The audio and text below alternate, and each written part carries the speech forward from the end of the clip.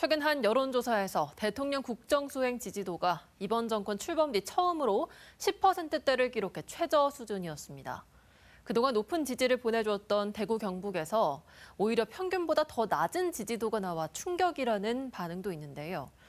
윤석열 대통령이 모레 대국민 담화문을 발표하기로 했는데 지지율 바닥을 치고 오를 수 있는 대책이 과연 나올까요? 보도에 권윤수 기자입니다. 여소야대로 임기 말까지 국회 견제를 받아야 하는 윤석열 대통령은 정책 추진을 위해 국민 지지가 필요합니다. 하지만 최근 여론조사에서 대통령 지지율이 바닥을 향하고 있습니다. 한국갤럽이 시행한 여론조사에 따르면 지난달 마지막 주 대통령 긍정평가가 19%로 나와 윤 정부 출범 이후 최저치를 기록했습니다.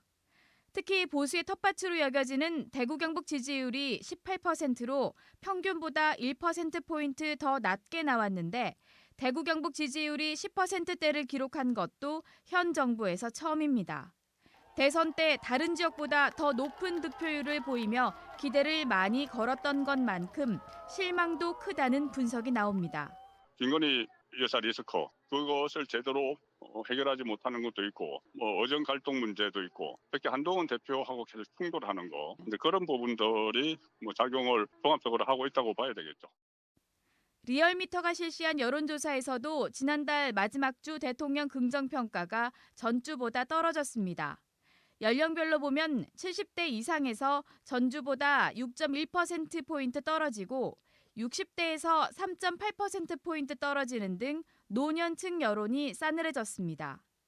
한동훈 국민의힘 대표의 대국민 사과와 국정 쇄신 요구에도 묵묵부답이던 윤 대통령은 모레 대국민 담화문을 발표하기로 했습니다.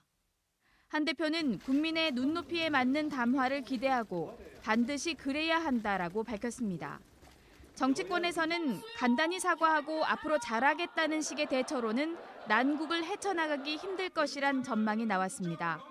김건희 여사에 관한 의혹, 의정 갈등 등 당면한 문제에 구체적이고도 현실적인 대책을 내놓아야 한다는 지적이 많습니다. 이번 대국민 담화에서는 아주 구체적인 내용이 담겨야 한다고 생각을 합니다. 지금까지 못 해왔던 거, 야당과 어떤 정치적 협의를 하고 그런 과정을 거쳐서 민생 문제를 어떻게 해결할 건지. 여권의 위기감이 커지면서 입장 표명을 더는 미룰 수 없다고 판단한 것으로 보이는 윤 대통령이 과연 어떤 대책을 내놓을지 관심이 쏠리고 있습니다. MBC 뉴스 권윤수입니다.